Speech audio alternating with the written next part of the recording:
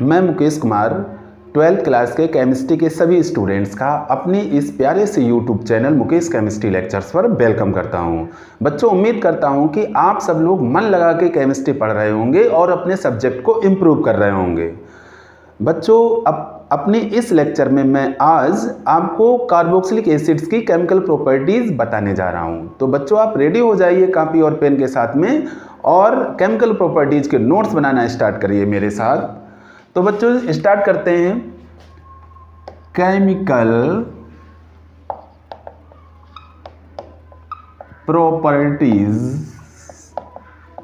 Properties of carboxylic acids, carboxylic अम्लों के रासायनिक गुण। अब बच्चों, केमिकल प्रॉपर्टीज में पहली प्रॉपर्टी पढ़ेंगे एसिडिक नेचर, अम्लीय प्रकृति या अम्लीय गुण। बच्चों, सबसे पहले फर्स्ट ऑफ ऑल हम इसके एसिडिक नेचर पर डिस्कस करने जा रहे हैं। तो बच्चों, ये एसिडिक नेचर का होता है और ये इसका जो एसिडिक नेचर होता है वो स्ट्रॉन्ग होता है। इससे पहले जो भी कंपाउंड आपने पढ़े हैं, जैसे मैंने आपको अल्कोहल पढ़ाया है, फिनॉल पढ़ाया है। अल्कोहल भी एसिडिक नेचर रखता है, फिनॉल भी एसिडिक नेचर रखता है। अब आप पढ़ रहे हैं कार्बोक्सिलिक एसिड, ये भी एसिडिक नेचर रखता है। तो पहले पढ़ाए गए दोनों कंपाउंडों से इसका एसिडिक नेचर स्ट्रॉन्ग होता है। अगर हम ऑर्डर की बात करें तो उनके इन सब के एसिडिक नेचर का जो ऑर्डर आता है उसको सबसे पहले देख लेते हैं। ऑर्डर तो बच्चों, सबसे ज्यादा स्ट्रॉन्ग जिसका एसिडिक नेचर होता है वो है बच्चों कार्बोक्सिलिक एसिड। कार्बोक्सिलिक एसिड्स का जो एसिडिक नेचर है वो सबसे स्ट्रॉन्ग है।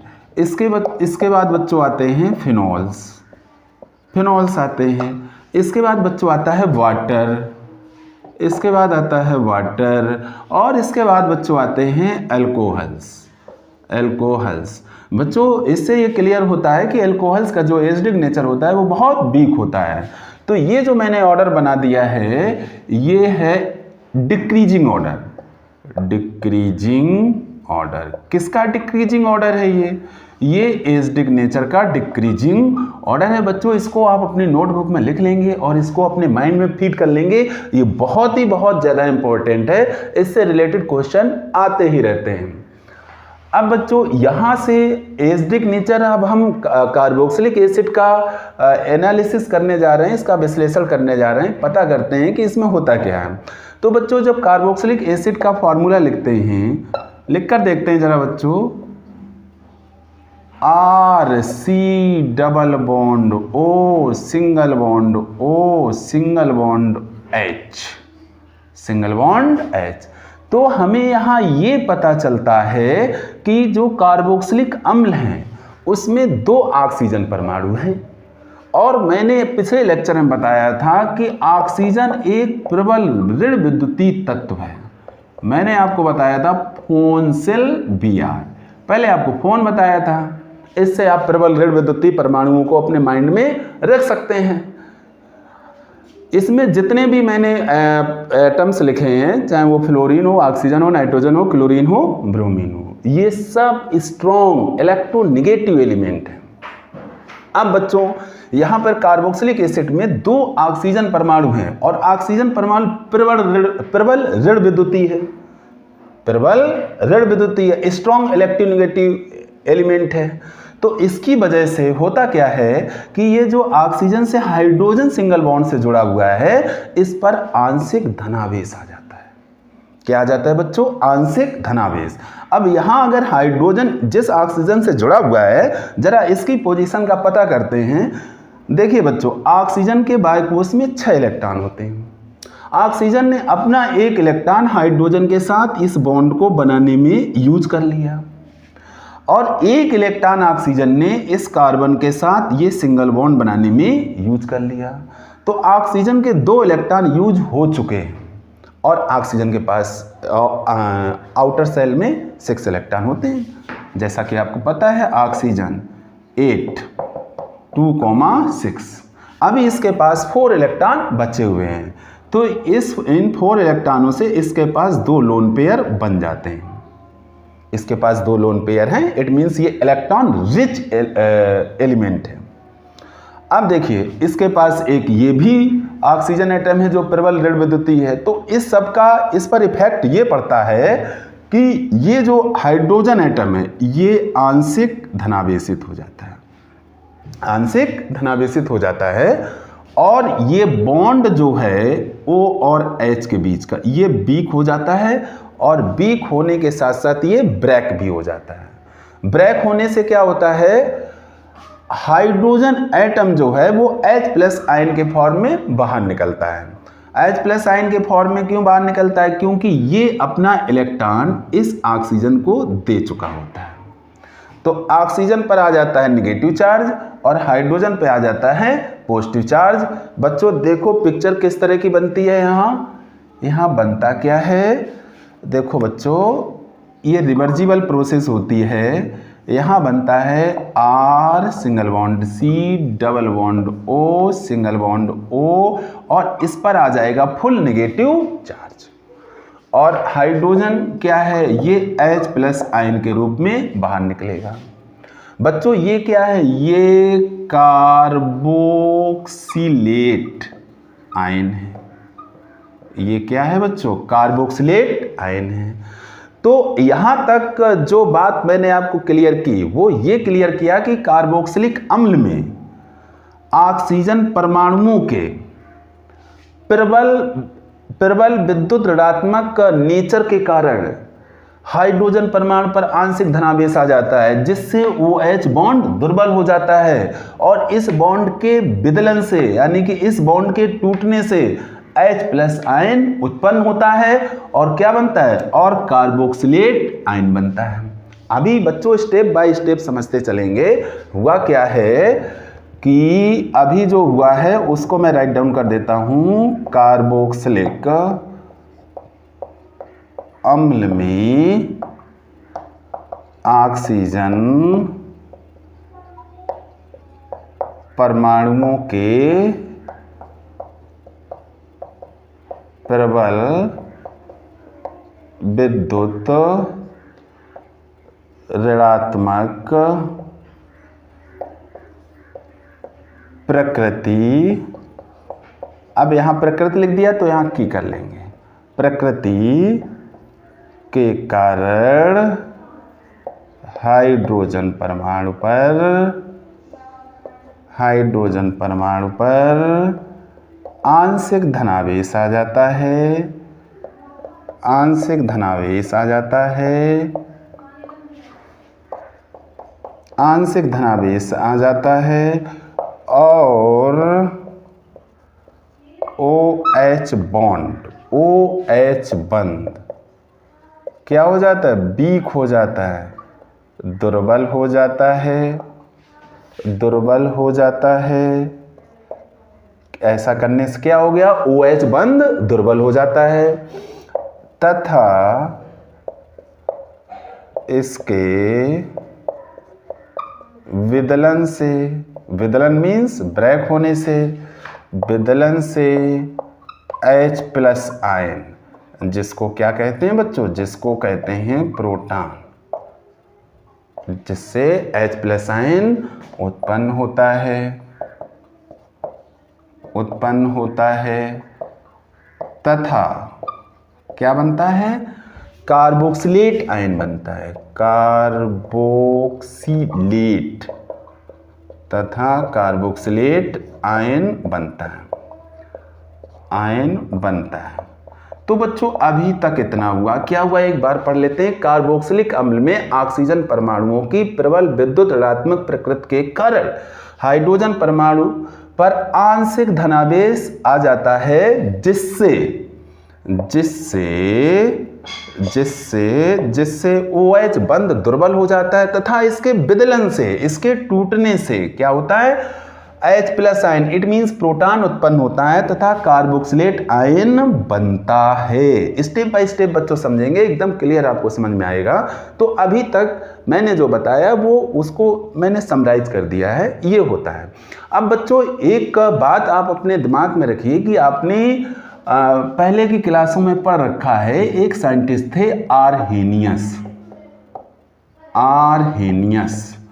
आरहेनियस ने एसिड बेस को डिफाइन किया था। इन्होंने क्या बताया था, ऐसे सारे पदार्थ जो जलीय विलयन में H+ आयन का त्याग करते हैं वो सब अम्ल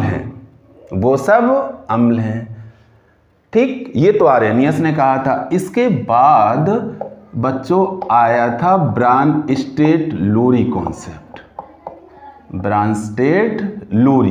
कॉन्सेप्ट आया था अम्ल और क्षार का। इन्होंने क्या कहा था कि ऐसे पदार्थ जो प्रोटॉन देते हैं, प्रोटॉन देने का कार्य करते हैं, वो अम्ल हैं। अब इस बात को पकड़ो, ब्रानस्टेड लोरी की बात को। ब्रानस्टेड लोरी ने क्या कहा था, ऐसे पदार्थ जो प्रोटॉन देने की प्रवृत्ति रखते हैं वो अम्ल होते हैं। तो बच्चों अब यहाँ उसी बात को ऐड करिए। इसने क्या किया है, कार्बोक्सिलिक अम्ल ने इसने प्रोटॉन दिया है, इट मीन्स इसके अंदर एसिडिक नेचर है। ये बात प्रूव होगी कि इसके अंदर एसिडिक नेचर है। क्यों? क्योंकि इसने प्रोटॉन उत्पन्न किया है। क्या उत्पन्न किया है? प्रोटॉन। अब एसिडिक नेचर तो है, लेकिन ये स्ट्रॉन्ग है कि वीक है, अब इस बात को प्रूव करेंगे। ये इस पे डिपेंड करेगा कि इसके साथ में जो आयन बन रहा है वो स्टेबल है या नहीं। तो आयन बन रहा है, क्या वो आयन स्टेबल है या नहीं? उसकी पहली कंडीशन है, क्या वो रिजोनेंस अनुनाद प्रदर्शित कर रहा है? अगर अनुनाद प्रदर्शित कर रहा है तो उसकी कितनी रिजोनेटिंग स्ट्रक्चर बन रही हैं, उसकी कितनी अनुनादी संरचनाएं बन रही हैं। जिस आयन या अणु की जितनी अधिक अनुनादी संरचनाएं बनती हैं वो उतना ही अधिक स्थायी होता है। इस पूरे कार्बोक्सिलिक अम्ल की अम्लीय प्रबलता इस बात पे डिपेंड करेगी कि ये कार्बोक्सिलेट आयन स्थायी है या नहीं। अगर ये स्थायी कार्बोक्सिलेट आयन है तो ये बड़ी इजीली कार्बोक्सिलेट आयन बनाएगा और उतना ही कार्बोक्सिलिक अम्ल प्रबल अम्लीय होगा। क्या होगा? प्रबल अम्लीय होगा। अब इस बात को हम लोग जरा आगे देखते हैं। तो बच्चों इसको आप स्क्रीनशॉट ले लें या नोट कर लें। ठीक है बच्चों, अब इतना साफ कर देते हैं। तो ये बात तो बच्चों क्लियर हुई कि इसके पास एसिडिक नेचर है क्योंकि इसने प्रोटॉन दिया है। क्या दिया है? प्रोटॉन दिया है। अब आगे देखते हैं बच्चों, आगे ये देखते हैं कि जो कार्बोक्सिलेट आयन है इसको हम कैसे लिख सकते हैं। ये इस तरह से यहाँ पर मैंने राइट डाउन किया हुआ है। अब बच्चों ध्यान करो कि इस पे माइनस चार्ज है और इस पर कितने इलेक्ट्रॉन थे? 2 Lp थे और 1 Lp ये आ गया, 1 Lp ये आ गया, तो इस पे ये नेगेटिव चार्ज है। अब इसमें होगा क्या, ये दूसरा ऑक्सीजन जो है ये एक पाई बॉन्ड बना रहा है, तो ये भी हो सकता है इस पाई बॉन्ड के टूटने से ये दोनों इलेक्ट्रॉन किसके पास चले जाएं? इसके पास चले जाएं और इस पर आ जाए पॉजिटिव चार्ज। किस पर? कार्बन पर। और इस पे आ जाए नेगेटिव चार्ज। तो अब क्या होगा, चूंकि कार्बन के पास इलेक्ट्रॉन कम है और यहां पर कार्बन का पड़ोसी जो ये ऑक्सीजन एटम है इसके पास इलेक्ट्रॉनों की अधिकता है, तो ये क्या करेगा, ये तुरंत ही अपना एक Lp यूज कर लेगा कार्बन और अपने बीच में बॉन्ड बनाने में। यानी कि ये इसका Lp उतर आएगा और एक क्या बनाएगा? बॉन्ड बनाएगा। देखो बच्चों क्या कंडीशन हो सकती है, ये यहां पे हो सकता है ये इसने ले लिया इलेक्ट्रॉन, तो इस पे हो जाएगा नेगेटिव चार्ज। ध्यान से समझना बच्चों, इस पे हो जाएगा नेगेटिव चार्ज और यहां इसने एक बॉन्ड और बना लिया, तो इसके ऊपर जो नेगेटिव चार्ज था इस ऑक्सीजन के ऊपर वो अब समाप्त हो जाएगा। इसके पास 2 Lp पहले थे तो 2 Lp बचे हैं और 1 Lp का यूज हमने कर लिया है एक ये बॉन्ड बनाने में। तो क्या होगा, कार्बन का पॉजिटिव चार्ज भी समाप्त हो जाएगा क्योंकि ऑक्सीजन ने एक इलेक्ट्रॉन इसको दे दिया है और ऑक्सीजन का भी नेगेटिव चार्ज खत्म हो जाएगा जो एक एक्स्ट्रा इलेक्ट्रॉन की वजह से था। और निगेटिव चार्ज कहाँ आ जाएगा, यहाँ आ जाएगा। तो अब बच्चों बात ये हुई कि क्या कार्बोक्सिलेट आयन इस स्टेट में रह सकता है, क्या इसकी ये स्ट्रक्चर संभव है? बिल्कुल संभव है। इसकी ये भी स्ट्रक्चर संभव है और इसकी ये भी स्ट्रक्चर संभव है। यही अनुनाद का प्रिंसिपल है। अनुनाद में ये कहा, अनुनाद तब होता है जब किसी अणु या आयन की एक से अधिक संरचनाएं संभव होती हैं, समान संरचनाएं संभव होती हैं, तो वो अणु या आयन अनुनाद प्रदर्शित करता है।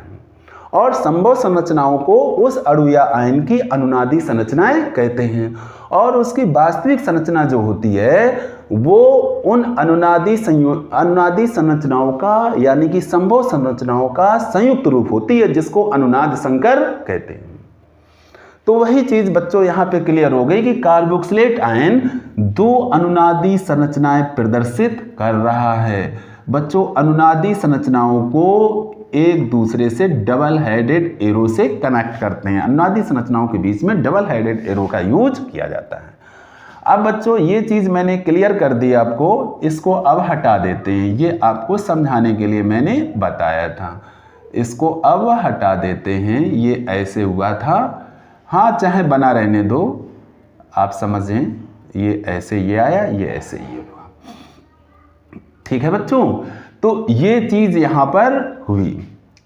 अब इसकी जो अनुनादी संरचना होगी वो कैसे बनेगी बच्चों? अनुनादी संरचनाओं बनाने के लिए हम एक 3 लाइन वाला साइन लगाते हैं, जिसको तुल्यता का चिन्ह कहते हैं। और देखो अब यहाँ देखो अनुनादी संरचना बनेगी कैसे। इससे ये जुड़ा है, इससे ये ऑक्सीजन जुड़ा है, और आपने देखा कि डबल बॉन्ड यहाँ भी बना था, डबल बॉन्ड यहाँ भी बना। तो यानी कि एक बॉन्ड और यहाँ बनता है, इसको डॉटेड लाइन से दोनों ऑक्सीजन और कार्बन के बीच में हम यहाँ पे डिनोट करेंगे। आपने देखा नेगेटिव चार्ज यहाँ भी है, नेगेटिव चार्ज यहाँ भी है, तो यहाँ डेल्टा माइनस लगा के पार्शियल नेगेटिव चार्ज यहाँ चढ़ाएंगे, पार्शियल नेगेटिव चार्ज यहाँ चढ़ाएंगे। तो ये हो गया बेटा अनुनाद संकर, अनुनाद संकर, अनुनाद संकर। इससे ये क्लियर हो गया कि कार्बोक्सिलेट आयन जो बन रहा है ये स्थायी है। कैसा है बच्चों? स्थायी है। अब हम देखो इसको समराइज करते हैं कि आपको एग्जाम में लिखना क्या है। आप एग्जाम में इसको अलग कर देते हैं। आप एग्जाम में लिखेंगे, एग्जाम में लिखेंगे कार्बोक्सिलेट आयन, कार्बोक्सिलेट आयन अनुनाद प्रदर्शित करता है, अनुनाद प्रदर्शित करता है, और दो अनुनादी संरचनाएं बनाता है, बनाता है, जिस कारण स्थायी होता है। यानी कि हमने सिद्ध कर लिया अनुनाद से कि इसमें जो कार्बोक्सिलेट आयन बन रहा है वो क्या है? स्थायी है। अब क्या हुआ? अब ये दोनों बातें एक साथ लिखेंगे। अधिक धनात्मक H परमाणु तथा स्थायी ऋणात्मक आयन बनाने की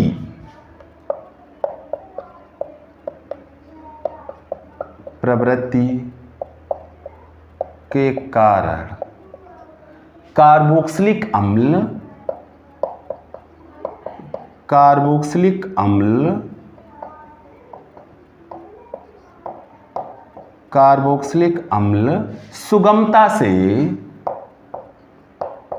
सुगमता आसानी से, ईजिली, सुगमता से H+ आयन यानी कि प्रोटॉन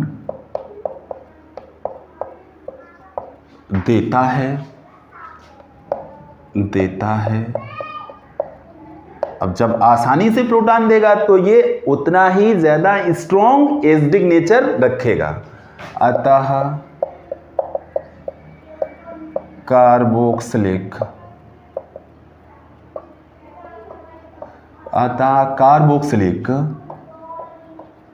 अम्लों की अम्लीय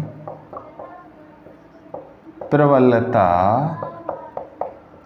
अधिक होती है,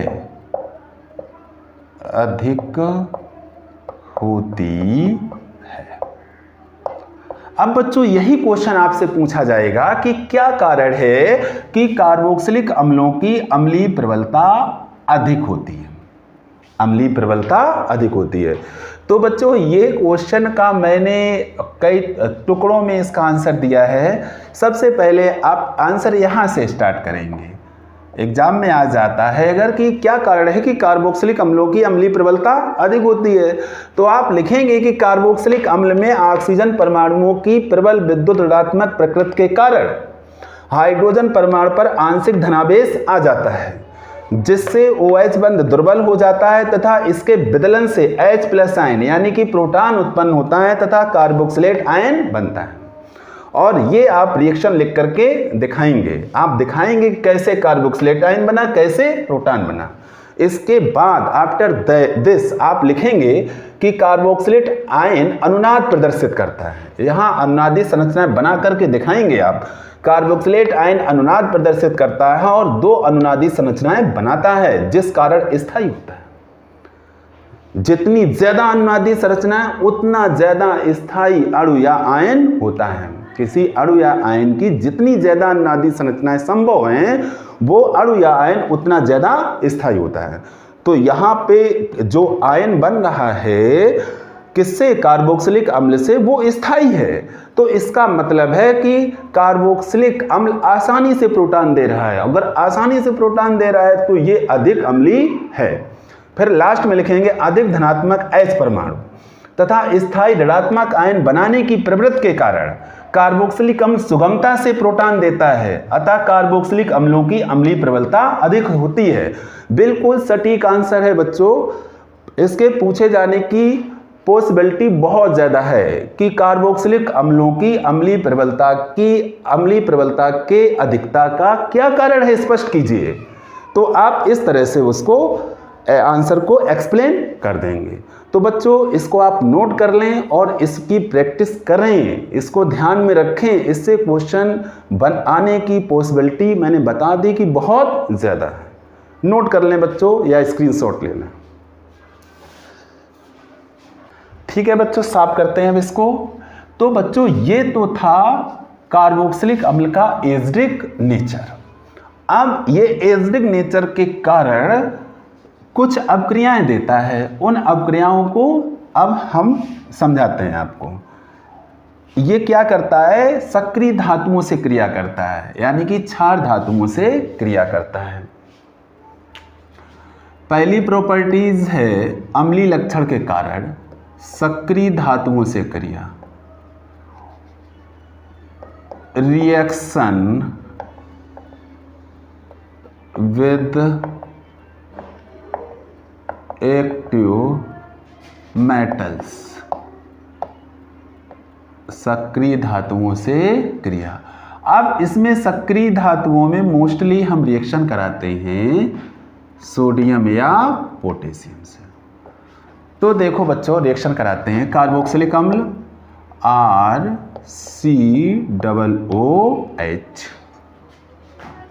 प्लस Na क्षार धातु, इससे बच्चों बनता है RCOONA और इसमें गैस निकलती है H2। बच्चों अभी आपने देखा था कि H+ सुगमता से निकलता है और 2 आयन बनते हैं, कार्बोक्सिलेट आयन और हाइड्रोजन आयन। तो इसको ऐसे भी हम देख सकते हैं, ये माइनस है और ये प्लस है, यानी कि इससे एक कार्बोक्सिलेट आयन बनता है, एक H+ आयन बनता है। कार्बोक्सिलेट आयन सोडियम से अटैच हो जाएगा और बनाएगा सोडियम एसीटेट, सोडियम साल्ट बनाएगा। क्या बनाएगा? सोडियम साल्ट बनाएगा। रिएक्शन को बैलेंस करने के लिए यहाँ हम 2 से मल्टीप्लाई करते हैं, यहाँ भी 2 से मल्टीप्लाई करते हैं और यहाँ से भी 2 से मल्टीप्लाई करते हैं। कार्बोक्सिलिक अम्ल का सोडियम लवण यहाँ बनता है। आसान है बच्चों। अब इससे आपके कोर्स में जो एसिड हैं जैसे formic acid, acetic acid, benzoic acid, उनका रिएक्शन आसानी से देख लेते हैं। देखो फॉर्मिक एसिड में क्या हो जाएगा? HCOOH बनाते हैं बच्चों रिएक्शन, और फॉर्मेट यही रहेगा सोडियम प्लस Na। क्या बनेगा? HCOONA प्लस H2 निकलेगा। 2 से यहाँ मल्टीप्लाई करना है, 2 से यहाँ मल्टीप्लाई करना है, 2 से यहाँ मल्टीप्लाई करना है। एसिटिक एसिड को देख लेते हैं इसी फॉर्मेट में, CH3COOH प्लस Na गिव्स क्या बनेगा बच्चों? CH3COONA plus H2। सभी में क्या निकल रही है? हाइड्रोजन गैस निकल रही है। बैलेंस करने के लिए 2 से यहाँ मल्टीप्लाई किया, 2 से यहाँ, 2 से यहाँ। अब ले लेते हैं बेंजोइक एसिड C6H5COOH, इसकी भी सोडियम से रिएक्शन कराते हैं। क्या बनेगा बच्चों? C6H5COONA प्लस H2 निकलेगी। बैलेंस करने के लिए 2 से यहाँ मल्टीप्लाई, 2 से यहाँ और 2 से यहाँ। इसका नाम बच्चों है सोडियम फॉर्मेट। इसको क्या कहते हैं? Sodium format. ये फॉर्मिक अम्ल का सोडियम लवण है। इसका नाम क्या है बच्चों? Sodium acetate. Sodium acetate. इसका नाम क्या है? सोडियम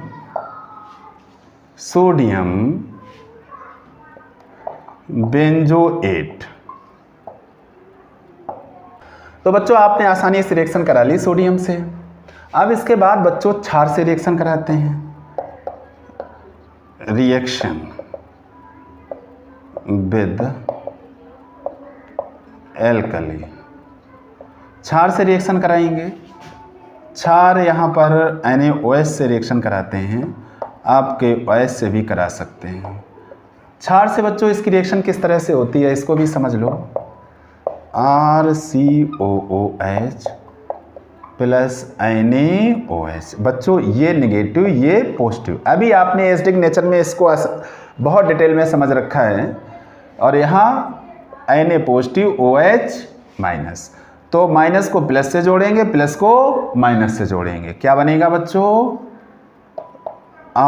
RCOONA और HOH मिलकर क्या बनाएंगे? H2 वाटर बनेगा। बच्चों इसी फॉर्मेट से, इसी मास्टर रिएक्शन से सारी रिएक्शन लिख जाएंगी, चाहे वो फॉर्मिक एसिड की हो, चाहे एसिटिक एसिड की हो, चाहे बेंजोइक एसिड की हो। बना लेते हैं बच्चों। HCOOH प्लस NaOH क्या बनेगा बच्चों? HCOONA plus H2O। प्रोडक्ट बनेगा बच्चों फॉर्मिक एसिड का सोडियम साल्ट, यानी कि सोडियम फॉर्मेट। सिंपल रिएक्शन है, कोई दिक्कत नहीं, बड़ी इजीली रिएक्शन बन जाती है। दूसरा एसिड उठाते हैं CH3COOH और इसकी NaOH से रिएक्शन कराते हैं। तो बच्चों इसमें क्या बनेगा? इतना नेगेटिव और ये पॉजिटिव, ये पॉजिटिव, ये नेगेटिव। बना लीजिए CH3COONA, CH3COONA प्लस H2O। अब बेंजोइक एसिड को ले लेते हैं C6H5COOH प्लस NaOH। क्या बच्चों बन जाएगा? C6H5COONA सोडियम बेंजोएट, और इसमें भी वाटर बनेगा। बच्चों रिएक्शन लिख लीजिए या स्क्रीनशॉट ले लीजिए। अब बच्चों यहाँ समझने वाली बात यह है कि ये रिएक्शन अल्कोहल देता है। कौन देता है? अल्कोहल। अल्कोहल भी देता है और फिनॉल भी देता है। अल्कोहल भी देता है और फिनॉल भी देता है। क्षार से रिएक्शन अल्कोहल नहीं करता है, क्योंकि अल्कोहल का जो एसिडिक नेचर है वो वीक है। फिनॉल का एसिडिक नेचर अल्कोहल से ज़्यादा होता है, तो फिनॉल ये रिएक्शन देता है। फिनॉल ये रिएक्शन देता है। जैसे जैसे एसिडिक नेचर घटता चला जाएगा, रिएक्शन देने की पॉसिबिलिटी कम होती आएगी। किसके साथ? जैसे जैसे बेसिक नेचर घटेगा। अब बच्चों दूसरी रिएक्शन देखते हैं हम कार्बोनेट और बाइकार्बोनेट से इसकी रिएक्शन कराएंगे, कार्बोनेट और बाइकार्बोनेट से। Carbonate Na2CO3, bicarbonate NaHCO3। Reaction with carbonate and bicarbonate, carbonate and bicarbonate. पहले कार्बोनेट से करा के देखते हैं। रिएक्शन किसकी कराएंगे? RCOOH, कार्बोक्सिलिक अम्ल कराएंगे, ये माइनस ये प्लस। किससे कराएंगे? पहले सोडियम कार्बोनेट से Na2CO3। तो बच्चों फर्स्ट ऑफ ऑल आप इसका सोडियम साल्ट बना लीजिए, RCOONA। Na यहाँ 2 हैं तो यहाँ 2 से मल्टीप्लाई करेंगे और यहाँ भी 2 से मल्टीप्लाई करेंगे। अब बच्चों 2 H बचे हैं और एक CO3 बचा है, तो 2 H से एक O मिलेगा और बनेगा H2O और बच जाएगा CO2, यानी कि कौन सी गैस निकलेगी? Carbon dioxide. तो बच्चों यहाँ भी कार्बोक्सिलिक अम्ल का सोडियम साल्ट बन रहा है। प्रोडक्ट सभी में एक ही आ रहा है क्योंकि बेसिक नेचर वाले रिएक्टेंट से रिएक्शन हो रहा है। अब हम अपने एसिड्स जो हैं, formic acid, acetic acid, benzoic acid, सभी की इससे रिएक्शन करा के देखते हैं। Formic acid HCOOH plus Na2CO3 क्या बनेगा बच्चों? HCOONA plus H2O plus CO2। Balance करने के लिए यहाँ 2 से मल्टीप्लाई करेंगे और यहाँ 2 से मल्टीप्लाई करेंगे। फॉर्मेट नहीं चेंज होगा, इसी फॉर्मेट से ही रिएक्शन आपको करानी है। एसिटिक एसिड ले लिया CH3COOH प्लस Na2CO3 क्या बनेगा बच्चों? CH3COONA plus H2O plus CO2 सभी में निकलेगी। बैलेंस करने के लिए 2 से इसको मल्टीप्लाई किया, 2 से इसको मल्टीप्लाई किया। एरोमेटिक कार्बोक्सिलिक एसिड लेते हैं C6H5COOH और रिएक्शन कराते हैं सोडियम कार्बोनेट से Na2CO3। क्या बनता है? इसका सोडियम साल्ट बनेगा C6H5COONA plus H2O plus CO2। 2 से यहाँ मल्टीप्लाई, 2 से यहाँ मल्टीप्लाई। आप देख रहे हैं रिएक्शन बिल्कुल हलवा है, कोई दिक्कत नहीं, बहुत आसानी से रिएक्शन बन रही है। Formic acid, acetic acid, benzoic acid, तीनों जो एसिड हैं, तीनों की रिएक्शन में एक साथ बनाना आपको बता रहा हूं, अलग अलग नहीं, एक साथ, जिससे कि आसानी से रिएक्शन बनाना आप सीख जाएं और आपको उनमें सिमिलरिटी दिखने की वजह से रिएक्शन आप भूलें ना। इसलिए मैं तीनों की रिएक्शन एक साथ आपको बता रहा हूं, अलग अलग नहीं। ऐसा नहीं कि फॉर्मिक एसिड अलग, एसिटिक एसिड अलग, बेंजोइक एसिड अलग, ऐसा कुछ नहीं, तीनों की रिएक्शन एक साथ। अब बच्चों कराएंगे बाइकार्बोनेट से रिएक्शन। किससे कराएंगे? बाइकार्बोनेट से। RCOOH bicarbonate NaHCO3। बाइकार्बोनेट क्या होता है? HCO3 माइनस, ये बाइकार्बोनेट आयन है, बाइकार्बोनेट आयन, समझ लो बच्चों, ये बाइकार्बोनेट आयन है। और कार्बोनेट आयन क्या था? CO3 माइनस, ये कार्बोनेट आयन था। अब इससे जब इसकी रिएक्शन होती तो इसमें भी बच्चों कार्बोक्सिलिक अम्ल का सोडियम साल्ट ही बनता है। ये माइनस, ये प्लस, यहाँ पर ये प्लस होता है और ये बचा हुआ पार्ट माइनस है। तो बच्चों देखो इसमें बनता क्या है? RCOONA, RCOONA। इसमें भी बच्चों वही रहेगा, H2O बनेगा और CO2 निकलेगी। सिमिलर रिएक्शन है, बस बैलेंसिंग इसकी थोड़ी डिफर है। इसमें आपको किसी में मल्टीप्लाई कराने की ज़रूरत नहीं है, सिंपल रिएक्शन है। इसी फॉर्मेट का यूज करते हुए फॉर्मिक एसिटिक और बेंजोइक की रिएक्शन कराते हैं। HCOOH plus NaHCO3 HCOONA plus H2O plus CO2। अब लेते हैं एसिटिक एसिड को, CH3COOH NaHCO3।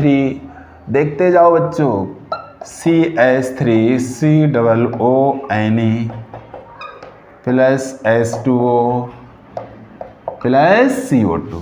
अब लेते हैं बेंजोइक एसिड को, C6H5COOH प्लस NaHCO3।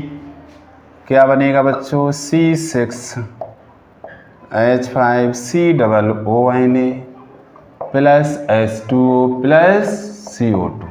तो ये रिएक्शन थी बाइकार्बोनेट से और ये रिएक्शन थी कार्बोनेट से। तो बच्चों आई होप कि आपको रिएक्शन समझ में आई होंगी, आपको एसिडिक नेचर भी समझ में आया होगा। आप रिएक्शन की प्रैक्टिस करेंगे और प्रैक्टिस कॉपी में मिनिमम 4 टाइम्स लिखेंगे। तो बच्चों जो बच्चे फर्स्ट टाइम लेक्चर को देख रहे हैं वो चैनल को सब्सक्राइब कर लें, जिससे उनको केमिस्ट्री का जो सिलेबस है वो एक नियमित अंतराल में मिलना स्टार्ट हो जाए। तो ठीक है बच्चों, इस लेक्चर को यहीं पे समाप्त करते हैं। Thank you very much.